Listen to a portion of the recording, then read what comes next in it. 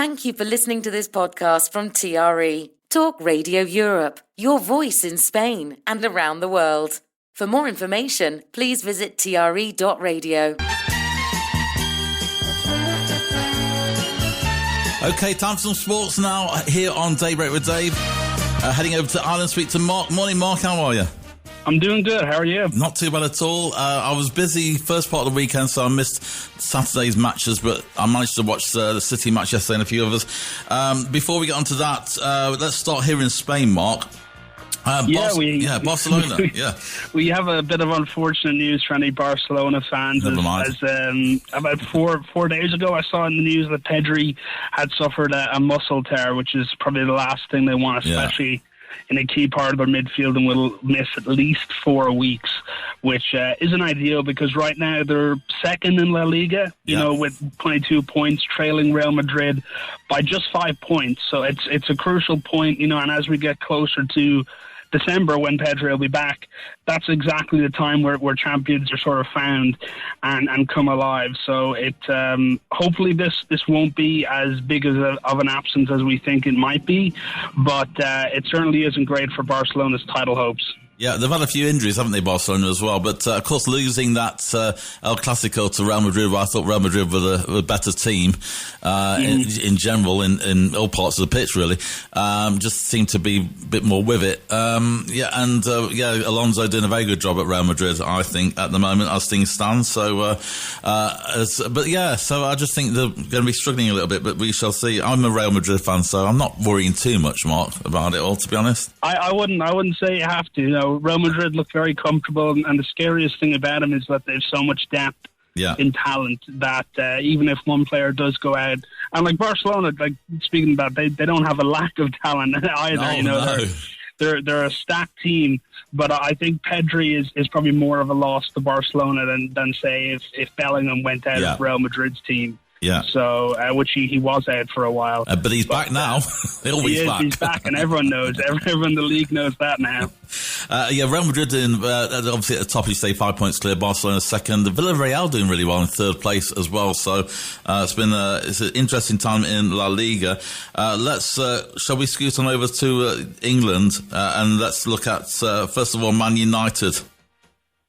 I suppose the guy who wants to shave his head will have to wait another month or so. Oh, yeah. Because he was sort of hoping that, Man United would be able to win against Forest, and they have, Spurs after that. But it was a draw, and, I think it was definitely Man United rescuing a draw rather than, settling for a draw, yeah. And I think, other than anything else, Diallo, I was very impressed with him. And they definitely rallied to it. But it showed a lot of character for that Forest team. I'm very optimistic with Dyche. We've said a lot about him with how he plays and how he's very traditional in the way he plays, but it's working for that team. And Forest, I think, are showing a lot more character in these last couple of weeks. Yeah. I don't agree about what happened, but the fact that it has happened, we're moving on now. And I think Forest's character and the team's resilience is going to make for a very interesting relegation battle this year. Yeah, I skipped over Liverpool by mistake there. Liverpool ending their losing streak, much needed win to calm the nerves, I believe. Yeah, I mean, for a while there, I was shocked because I was watching pundits talking about Slot being sacked. I was like, when do we start asking the question? The fact is, you don't. The guy just won you a title last year. Yeah. Have a bit of patience. If Villa are a good side, they've put together some really good results. I'm a massive fan of Unai Emery. So it was a surprise that they didn't take advantage of a weak Liverpool team. But this was, Liverpool came out with something to prove. And it's definitely a relief for them. But it's tough to say whether this is back on track or just, halting the free fall temporarily. That's sort of the £1 million question. I think half a dozen games away from now we can answer that question fully. Yeah. So the only way to answer that question, as I said, is time. Yeah. Time will just tell everything. But it was definitely a good relief for Liverpool, and Villa can look forward to a fairly good season. Maybe not European football like last season, but the thing I like about Emery is that he looks like he's building a team to stay. A lot of times we have top managers come into clubs where maybe you wouldn't expect them to go, it's usually maybe a 2 or 3 year job before they take another European top job. But what I like about Emery and what he's doing with Aston Villa is it seems like a long-term project that they want to build the top team. Okay, moving on to Arsenal. Are walking away with it seemingly at the moment, but most Arsenal fans will not say to you, are not counting their chickens before the eggs have hatched. They've been in this position a lot before. They have been. So they're probably not getting too excited. I think, 3 years in a row, second place for 2 or 3 years in a row. So they've been in this position a lot. But as for teams who have been consistent this season, Arsenal have probably been the most consistent. They've constantly had that set-piece threat. They have a number of good defensive clean sheets under their belt. So as far as credentials go, Arsenal have it all to go all the way. Yeah. But it's a long season. You know, it doesn't. If it ended this month, they'd be crowned. But unfortunately, it doesn't. It goes on for a long time. But Gyökeres and Rice played very well. There's always twists and turns in football. I was kind of expecting a Spurs win or at least a draw against Chelsea. Wasn't to be though. Yeah, I suppose Spurs are a team that we haven't talked a lot about this season, and that's best case scenario. A lot of people expect them to maybe be fighting for, middle of the table, but they've done really well under Thomas Frank. But there's still some glaring issues when they're playing teams that don't look for a lot of possession. They usually tend to struggle against those teams, and they didn't really look anything other than passive against Chelsea. They didn't really offer them anything that would have massively challenged them. And I think Chelsea, for a change, had a lot of defensive discipline, which paid off. And João Pedro is a player we talked a lot about during the World Cup, the Club World Cup, that is. And he showed out today, and it was definitely Chelsea's match to win. The worrying thing is that 2 or 3 players walked off the pitch and dismissing the manager, Thomas Frank. So now the question is there a little bit of unsettlement in the dressing room, which came out of nowhere because Spurs are, they're sitting pretty right now near the top of the table. So it's there's definitely some worrying. I don't quite understand all that. I see it with Vinicius Jr. recently. We've seen it with a few others as well. I think even, we'll get onto this in a moment, but Ireland didn't want to be taken off yesterday. Let's talk Manchester City. We said, is it a blip, their loss last week? And I think we probably can say we were right. Again, winning against a very, very good Bournemouth side with a very good manager from the Basque region. But it was the Catalan that took the 3 points from Pep Guardiola, took the 3 points from his Basque counterpart. City, Ireland.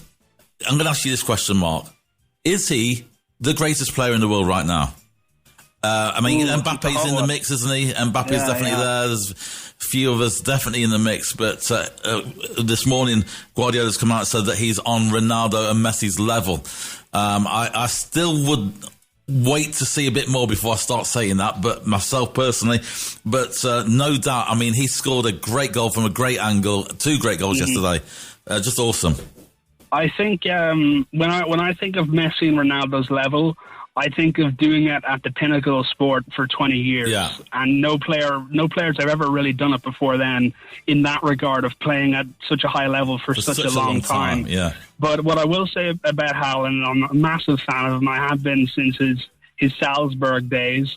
That I think as far as a value of a player to a team, there's no player who holds more value to a team than Haaland does to City, because he's a player that no matter how bad the side is performing, always finds a way to score a goal. Even last season, he was still scoring, not probably as proficiently as a lot of people expected him to, but in my mind, he is the best striker in the world because he's proven it with 3 or 4 teams that he can play.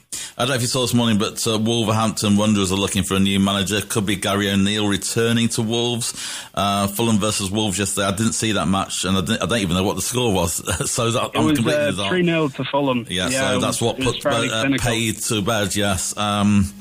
Wolverhampton manager Will Still, which is a great name. I thought of a headline earlier on. Will still be in his job, but no, no is the answer. So Wolves looking like Gary O'Neill could return. They do need something to change, that's for sure. Yeah, I do like Gary O'Neill. I think he'd be a great interim. I think that. I don't know if he's the answer, because a few teams have tried him out and haven't, they've liked the look of the food, but they haven't liked the taste of it, if that's a way to put it.